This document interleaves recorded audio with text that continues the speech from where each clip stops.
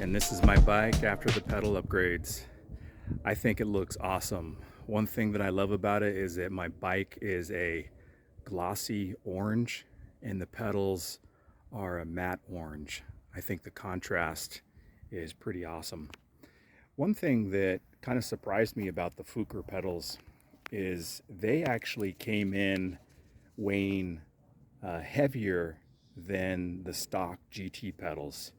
The GT pedals are 5.9 ounces, 167 grams, and the Fooker pedals are 6.3 ounces, 178 grams.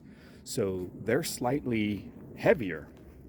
And that surprised me until I realized that the Fooker pedals, the nubs are all metal. And the cool thing about these pedals is that if one of these gets damaged for some reason, you can take these off and replace them.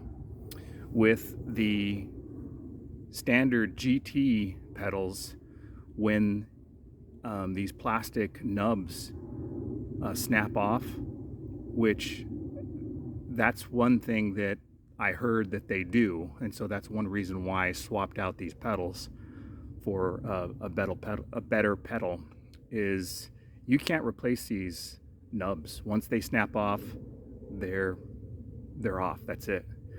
And so that's the cool thing I love about the new Fooker pedals, and then also how smooth they are compared to the GT pedal. Also, one thing that I noticed that contributes to the weight is that the Fooker pedals have a slightly larger footprint. So they are skinnier than the GT pedals, but the footprint is slightly larger. And that's a benefit, in my opinion, that you have more of a surface area for your shoe. So that's cool. That's safer.